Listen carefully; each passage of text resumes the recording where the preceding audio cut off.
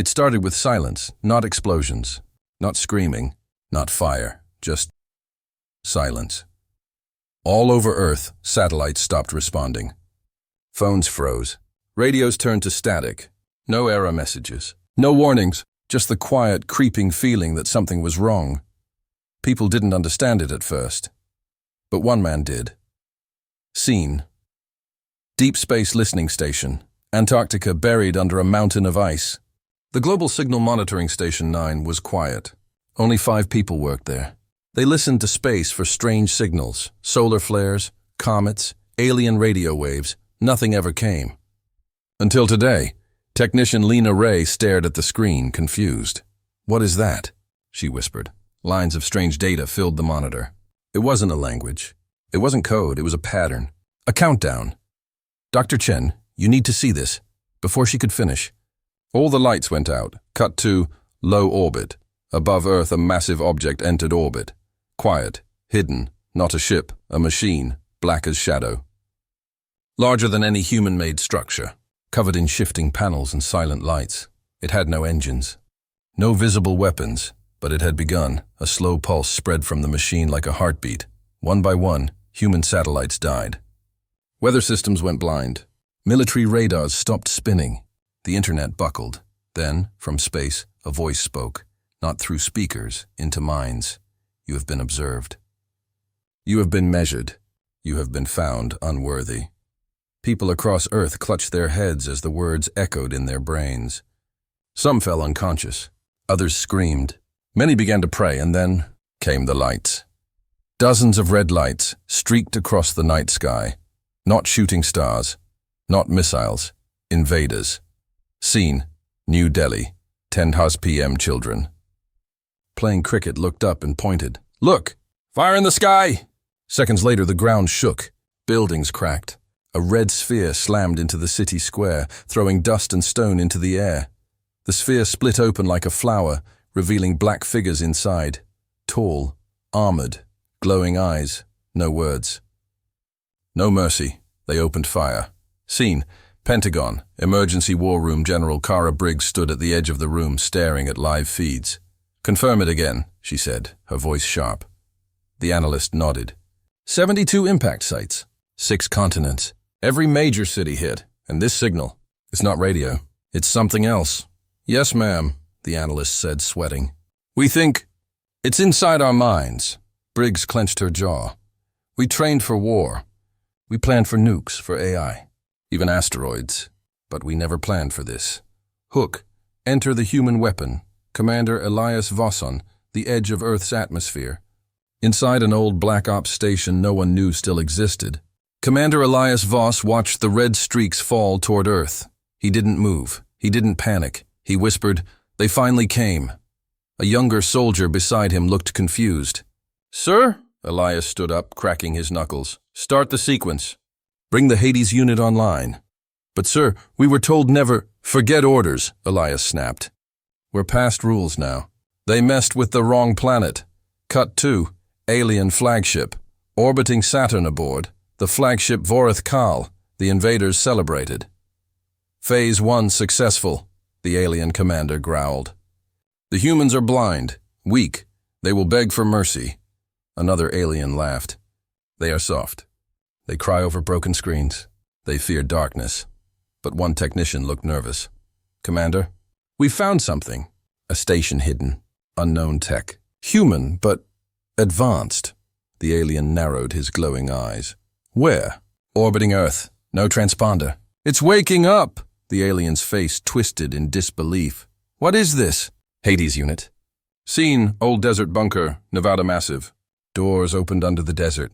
Out rolled a black machine, not a tank, not a robot, something in between. It looked old, rusted, but it moved like death. It was built in secret.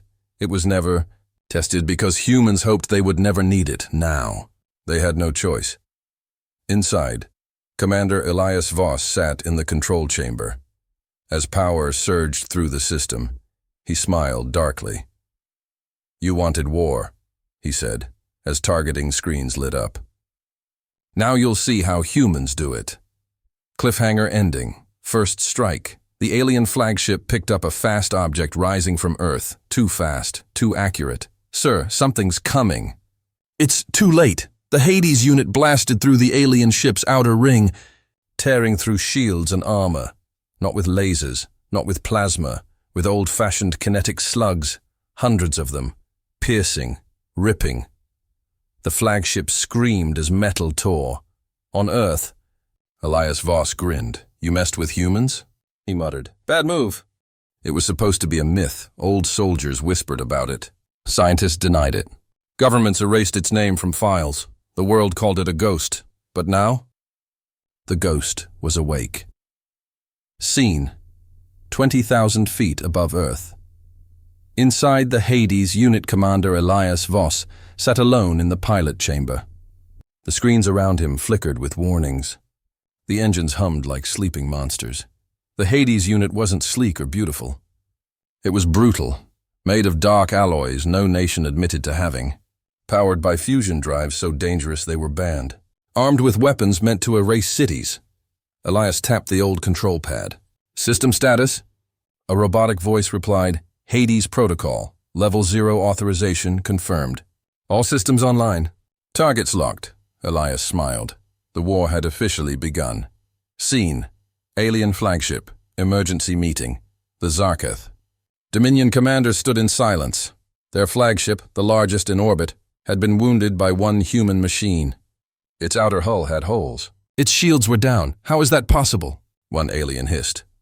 "The humans are not as weak as we thought," another muttered. Admiral Kavor Threx, leader of the invasion, slammed his fist into the table. "They broke a rule," he growled. "They woke up something they were never meant to use." He pointed to a hologram of the Hades unit. "This machine is forbidden by their own laws. A relic from their darkest time." Flashback. Top secret Earth Council meeting. 10 years ago. A younger Elias Voss stood in front of world leaders. "This weapon," he warned, "can destroy anything. Even us." He pointed to the Hades prototype. "It's not a shield. It's a sword. Once you take it out, there's no going back. The Council voted to hide it forever. Now 10 years later, that sword was flying through Earth's sky, and it was very angry." Scene: Earth Resistance Cell, underground bunker. Berlin Sergeant Mia Torres and her team had just seen the footage. The giant black mech tearing through alien ships. The sound barrier breaking boom. "The alien's running. Is that one of ours?" Dan asked. Mia nodded slowly. "Yeah. What's it called?" She smiled. "Hades. Unique hook." The voice inside the machine. Inside the Hades unit, Elias heard something strange. A second voice. "Welcome back." "Commander," he blinked. "Who is this?" "I am the last memory of Dr. Elena Noor, the one who helped build this machine. I live inside it now." Elias froze. "Elena was gone, dead for years. I built this to protect you," her voice said gently. "Now let's do what we were never allowed to finish." Elias didn't respond right away. Then he whispered, "Let's show them what happens when you push humanity too far." Scene: Earth's orbit. Alien War Council panic spread among the alien leaders. "The humans are organizing," said one officer. "They're resisting faster than expected." Another added, "Their emotions give them strange power. They're unpredictable." Admiral Kavor stood still, staring at Earth. "We took their sky," he said. "Now we take their ground." He raised a clawed hand. "Unleash the juggernauts." Scene: Earth's surface, Pacific. Ocean. The sea split open. From the deep rose 5 massive alien beasts, machines and flesh combined. Over 100 meters tall, covered in glowing red armor, the alien juggernauts. Each one had enough firepower to destroy a city. They walked across water like gods, heading for Earth's coastlines. Scene: Hades' control room. Elias. Watches the giants. Elias leaned forward. The Hades system showed the incoming threat. "They're sending in Titans," Elena's voice said. Elias didn't blink. "Good," he replied. "Let's give them something to fear." Action sequence: Hades versus Juggernaut. 1. Tokyo Bay 1. Alien Juggernaut, reached Tokyo Bay. It roared, buildings shook. Civilians screamed. Then from the clouds, the Hades unit fell like a meteor. Boom! The water exploded. Within seconds, the black mech was on the alien's back, driving a massive spike into its spine. The juggernaut howled in pain. Elias activated the sonic destabilizer. The creature's insides exploded without a single bullet. One down. Ending scene. Commander Elias sends a message as smoke cleared. Hades floated above Tokyo. Every camera still working pointed at it. Elias opened a comm channel. This time, he spoke into the minds of the invaders. You came to our world expecting surrender. You brought machines. We answered with rage. You brought fire. We answered with fury. You wanted easy victory. You found something else. You messed with humans. Bad move. The earth didn't go quiet. It screamed, not in fear. In rage, across cities, villages, bunkers, and broken streets. One word passed from mouth to mouth, whisper to whisper. Resist. Scene, northern Pakistan. A mountain village, an old shepherd walked across the valley. His radio buzzing. Static, then a voice broke through. This is Resistance Command. If you can hear this, you are not alone. He looked at the stars above. 3 alien ships hovered like monsters in the sky. Watching. The old man raised his chin and spoke into the radio. Steady and proud. I hear you. Scene, South Africa. Rooftop antenna. A teenage girl sat on the roof of her ruined apartment building, using broken TV parts to build a signal booster. Sweat on her face, blood on her shirt. Next to her, a rusted alien plasma rifle. She didn't smile. She was too angry to smile. Let them come, she whispered. Scene, Brazil, jungle. Outpost, a former Special Forces unit, had gone dark for months. Now, they reappeared, hacking alien drones and using trees for cover. One soldier marked the side of his rifle with red paint. One juggernaut. 6 drones, still breathing. Scene, resistance broadcast. Underground, Iceland Sergeant Mia Torres stood in front of a dirty camera. Her face was tired, her eyes burning with fury. The message went out on every hacked alien channel, across satellites, radios, even alien speakers. To all survivors, we are fighting back. We don't care where you are, if you're still breathing. You're a soldier now. Unique hook. Inside the Alien Council. Shock and fear back in orbit. The Zarketh Dominion Council watched the rising resistance on a dozen screens. This was not expected, one commander hissed. They were supposed to break. To obey, Admiral Kavor Threx watched quietly. Then he said something no one expected. We miscalculated. Humans don't run from fear. They build fire from it. Cut to Commander Elias Voss. Secret message to Earth inside the Hades unit. Commander Elias opened a protected communication line meant only for Earth's original leaders.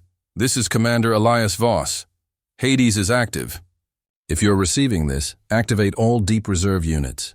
Send every encrypted protocol. I will keep them distracted. You light the fuse. Then with a deep breath, he added one more line. Let them see the human storm. Scene. Cairo. Egypt, Resistance First Strike Alien. Command stations had been set up in pyramids, strong and symbolic. But something happened. A group of Egyptian engineers found a way to overload the alien power grid. The pyramids. Exploded alien command collapsed. Cameras caught it live. People across the world saw the towers fall and cheered. Scene, Moscow, radio tower. Rebuilt, cold winds blew across the ruined city. But in the center, a giant antenna blinked back to life. Old Russian tech, combined with alien scraps, reconnected half the globe. From that point, a single message was sent every hour. We are not done. Scene. Resistance Coordination Center, deep underground. The world's old enemies were now allies. Chinese tech hackers. American drone engineers. African guerrilla fighters. European codebreakers.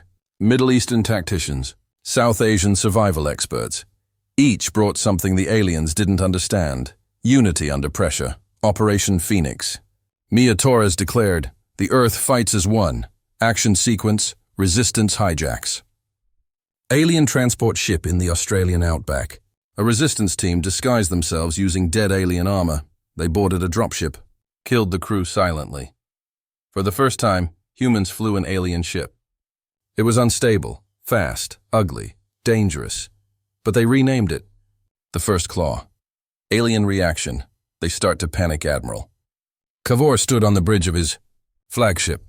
Every new report brought worse news. Ambushed convoys. Burned. Landing zones. Fallen towers. And worst of all, human laughter on alien. Comms. They mocked the Zarketh, called them cowards, told them to go. Home. Impossible, one general whispered. They should be broken. Cavour didn't answer. He watched Earth burn not in fear, but in anger and in hope. That was more dangerous than any weapon. Ending hook, the spark in a cold cave somewhere in Greenland. A child picked up an alien energy cell. He didn't know how it worked, but he smiled and whispered, "I'll figure it out." Meanwhile, the Resistance Command got a new signal, from space, encrypted, untraceable. It was a voice, Elias Voss. Good work down there. But now, get ready, because I'm bringing the fight to their home. They thought humans would break. Now they were breaking instead, but not just from weapons or bombs, from the inside. Opening hook, scene.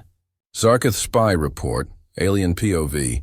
Inside a hidden alien chamber beneath the ruins of Berlin, a Zarketh agent adjusted his disguise. He looked human. Hair, skin, eyebrows, even the scars.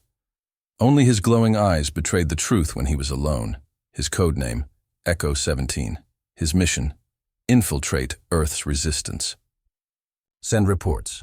Break them from within. But lately, Echo 17 was having doubts. They're not like the others, he whispered into the transmitter. They laugh and fire. They cry and still fight. They lose everything and... Keep going, his alien handler barked. Stay focused. Humans are unstable. They destroy each other. They will fall again. But Echo 17 looked at a child giving water to a wounded soldier in the streets and said nothing. Scene. Resistance High Command. Planning the strike commander. Mia Torres stared at the map glowing on the bunker wall. Alien command centers. Weapon hubs. Drone nests, all marked in red. We hit 3 of them at once, she said. Shock and burn. No time to recover. Too risky, someone argued. We barely have enough gear. We don't win by hiding, Mia snapped. We win by making them bleed. Scene. Hades unit. Elias on orbit up in orbit. Elias Voss floated near the alien fleet, alone, watching, waiting. I see their supply lines, he said, tapping the Hades control screen. Give me the signal, and I'll cut their throat from space. Back on Earth, Mia smiled. Signal's coming. Get ready. Scene. Operation Firestorm. Begins 3 a.m. Global blackout. Power grids across Earth shut down for 1 minute. Exactly 1. Then, fire. In France, resistance fighters launched railguns hidden inside old churches. In India, they used hacked alien drones to bomb a command tower. In Kenya, snipers picked off alien officers from ancient rooftops. In Peru, rebel farmers used stolen mechs to attack an alien fuel station. At the same time, Elias Voss struck from space. The Hades unit dropped burning rods from orbit. Hyper-velocity kinetic weapons. No explosions, just silence. Then craters, alien ships fell from the sky like broken toys. Scene. Chaos in the Zarketh fleet, Admiral. Cavour watched his map turn red. Not human red, alien red. Status of sectors 3 through 8. Gone. And Echo 17? Still inside their command. Feeding us data. Scene. Spies conflict. Echo 17 in resistance. HQ Echo 17 stood in the resistance war room, watching the chaos unfold. He was the reason some of the attacks failed. He gave wrong coordinates, delayed supplies, jammed comms. But something was changing inside him. He saw humans sacrifice, not for power, but for each other. He saw pain, but also purpose. He felt something no Zarketh was ever trained to feel. Guilt. He opened the comm in private. I want extraction, he said. I'm compromised. But his handler replied coldly, No, finish your task. then die, if needed. Seen. Back to the fight. Earth is burning. But alive, the aliens fought back hard. They bombed cities, sent new machines, unleashed bioweapons. But humans adapted faster. They turned alien. Toxins into smoke bombs. They used alien armor for body shields. They converted dead drones into flying cameras. Every attack the aliens made. Humans learned from it. Emotional turn, resistance base. Gets hit suddenly. The Resistance HQ in Greenland was hit. A surprise strike. Dozens dead. Mia injured. Command systems fried. Someone had leaked their location. We have a traitor, Dan shouted, holding a dying comrade. All eyes turned toward Echo 17. He stood still, but didn't run. Ending twist. Echo 17's choice Mia aimed a gun at him. You did this? The spy looked at her, then at the wounded child in the corner, slowly. He dropped the transmitter. I did, he said quietly. But not anymore. Why? Mia asked. Because I finally saw what makes your species dangerous. What? You care. Then, without warning, Echo 17 grabbed a dead alien's control band and uploaded false coordinates to the Zarketh fleet. I'm not the only mole in this war, he whispered. I'm just the first to change sides. Cliffhanger. Ending final scene in orbit. Elias saw the alien fleet begin to retreat. They're pulling back, his AI confirmed. But not for long. Then a new signal came through, from deep space. It was not Zarketh. It was something else.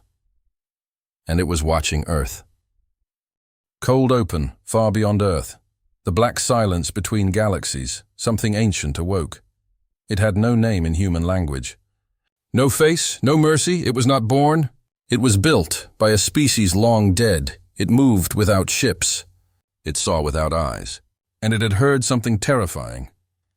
Human voice, the message sent by Commander Elias Voss, the one broadcast during Earth's resistance, had traveled farther than anyone imagined, and something answered. New. Species. Violent. Adaptive. Human. The stars trembled. Seen. Alien Deep Council. Zarketh. Homeworld for the first time in centuries. The Zarketh Dominion called a global lockdown. Their commanders, still recovering from Earth's chaos, received a private signal. Not from Earth, but from beyond. The Watchers are stirring, one elder whispered. They heard the humans scream. Admiral Kavor Threx stood silent. Even he looked shaken. Then we must end Earth now, before it wakes more shadows. Seen Earth, resistance, rebuild an Earth.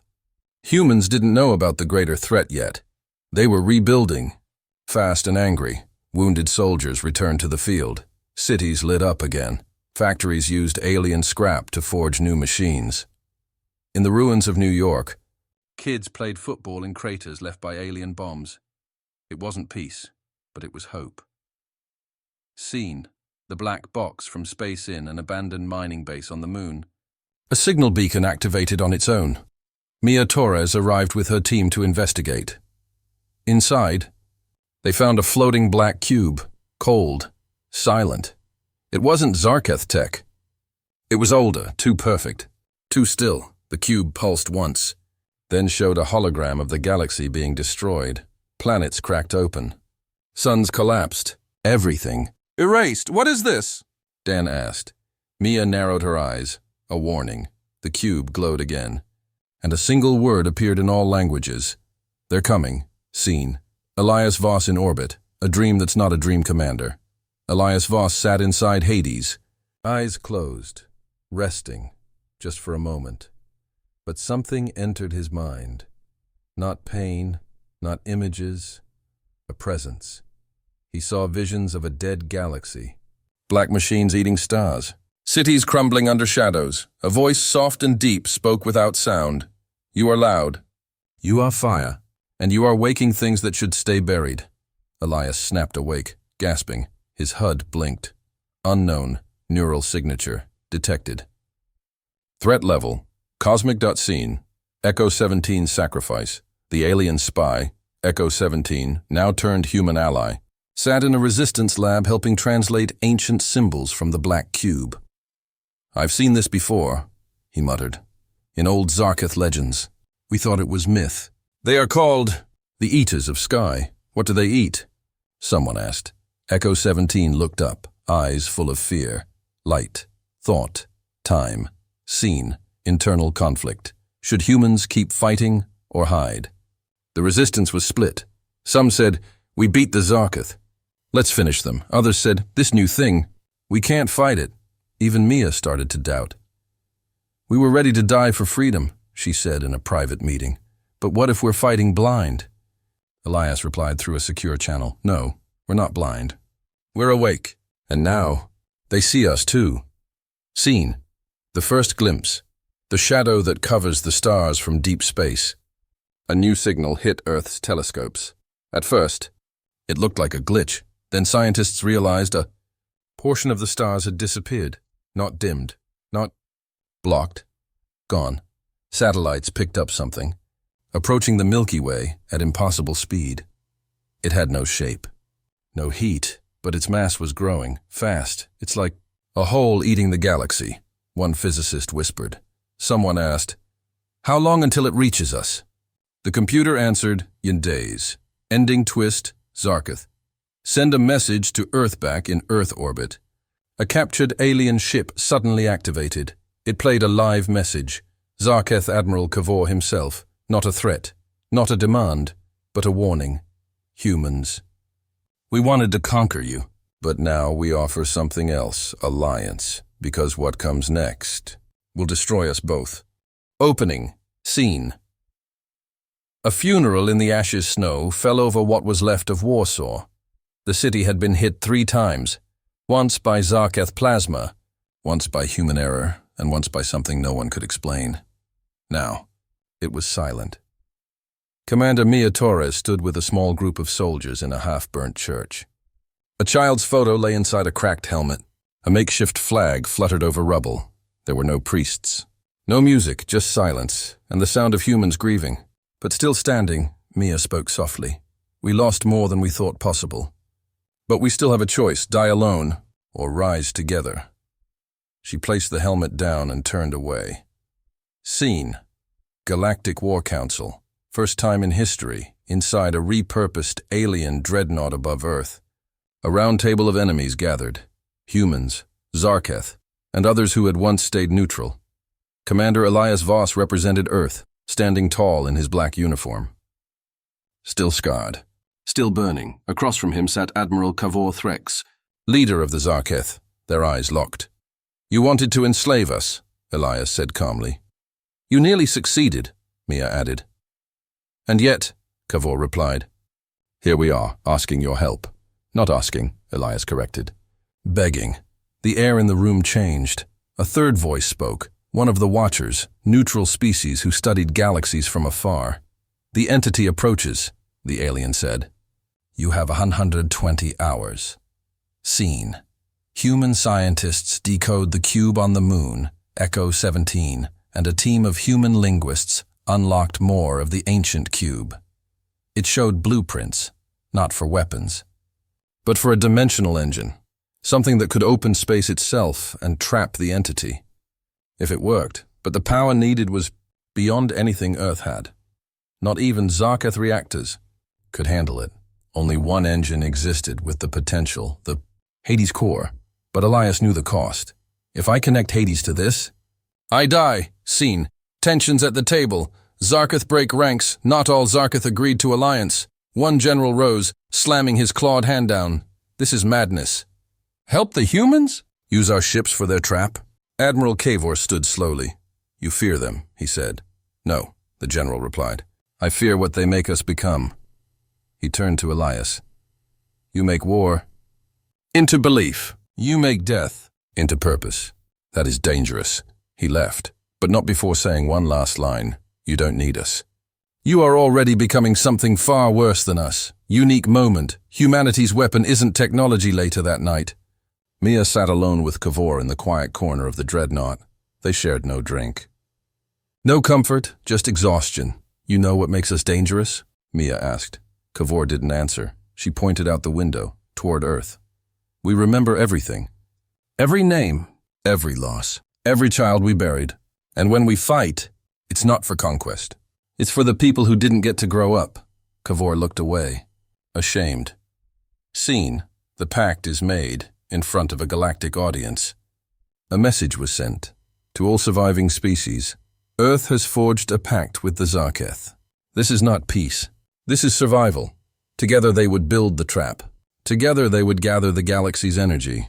And one human would make the final sacrifice to power it. Scene: Elias's last call. Elias sent a personal message to the people of Earth. Broadcast from orbit. Short, calm, heavy. You don't need to thank me. Just don't go back to how it was. Make something better than me. Live like you deserve to win. And if this works, show the universe who we are. He ended the call, then turned toward the black cube interface. Final scene: the entity nears. The sky turns wrong over Earth. Telescopes screamed with data. The stars around the system were vanishing, one by one. Something massive blocked them, not with darkness, but with nothingness. No heat. No time, just missing reality. The computers tried to describe it, but failed. One AI translated its shape as hungry thought. Endless silence. The countdown reached 48 hours. The trap was almost ready, and Elias Voss stepped into the heart of the machine. Opening. From the eyes of the enemy, the entity did not think in time. It did not want. It did not hate. It consumed. Galaxies were meals. Civilizations were flickers of warmth in cold space. All ended the same, silence. But now, something different. Something burned, bright, wild, unacceptable, a voice that refused to be quiet. We are humans, and we do not go quietly. For the first time in its endless existence, the entity paused. Scene: Earth. Day of arrival. The sky above Earth turned wrong. Stars blinked out. The moon split, its core sliced by invisible force. Satellites screamed and died. Oceans rose unnaturally. The air shimmered like it was trying to escape. Time slowed, then stretched, then cracked. People everywhere looked up and saw a shape they could not understand. It had no form, no edges, only hunger and fear, because for the first time, the universe was afraid of us. Scene: Inside Hades' core, Elias Voss prepares commander. Elias Voss stood alone inside the glowing heart of the dimensional engine. The trap was built. The bait was set. All it needed was him. Machines hummed. The black cube pulsed. His body ached. His pulse slowed, but his voice, steady. Begin final sequence. His memories flickered. His mother's voice. His sister's laugh. The first time he held a weapon and hoped he'd never have to use it. For Earth, he whispered. For all of us. Scene: The pact holds. Species stand together above Earth. Zarketh and human ships stood side by side. They formed a ring, channeling their energy into the device. Ships cracked. Pilots bled. But no one turned away. Zarketh Admiral Kavor Threx shouted to his fleet, "We follow the humans, because they are not afraid to burn if it means lighting the way." Even the silent watchers, those who had observed for centuries, chose to act. For the first time ever, the galaxy fought as one. Scene: The trap. Springs. The moment the entity reached Earth's edge. The trap activated. Time folded. Space shattered. The stars bent inward. From the Hades core, a scream, Elias's voice, was blasted into every direction. "You came to take. But we don't give." You thought silence was power. But we are noise. We are resistance. We are the storm that learned how to bleed and still walk forward. The T. Machine cracked open light itself, the entity. Screamed, not in sound, but in confusion. It had never been. Stopped until now. Scene: Inside the light, Elias's last stand as energy tore around him. Elias stood in a bubble of white-blue light. His body was breaking, but his will held. He saw the entity's essence, cold, endless, formless. He stepped toward it. "You want to know what we are?" he said. "We're the species that never should have survived." "But we did, again and again." "And again, and now, you messed with humans." He reached forward, touched the impossible, and vanished. Scene: Silence. Everything went dark. For 1 second, there was nothing. No sound, no life, no planet. Scene: Earth. 1 second later. Then light returned. The sky turned blue. The stars came back. The oceans calmed. The black cube shattered, and the entity, gone. Not dead. Sealed. Forever outside the known universe. Trapped in a cage of human design. Scene: Memorial at New Alexandria. 1 month later. Across a rebuilt Earth, monuments rose. Some simple. Some grand, but all shared one name. Commander Elias Voss. He gave us the future. Mia stood before one such statue, hand on the cold stone, eyes burning. Behind her stood Zarkith warriors. Children of different species played nearby. Aliens traded books and music with humans. Peace was no longer a dream. It was the cost of one man's choice. Final scene. Message across the stars. A probe was launched. Not a weapon, a message. Simple. Broadcast on every known frequency. We survived. We united. We fought the dark and won. We remember the ones we lost. And to any species listening, friend or enemy, if you ever think to break us, don't. Because you messed with humans once. Bad move.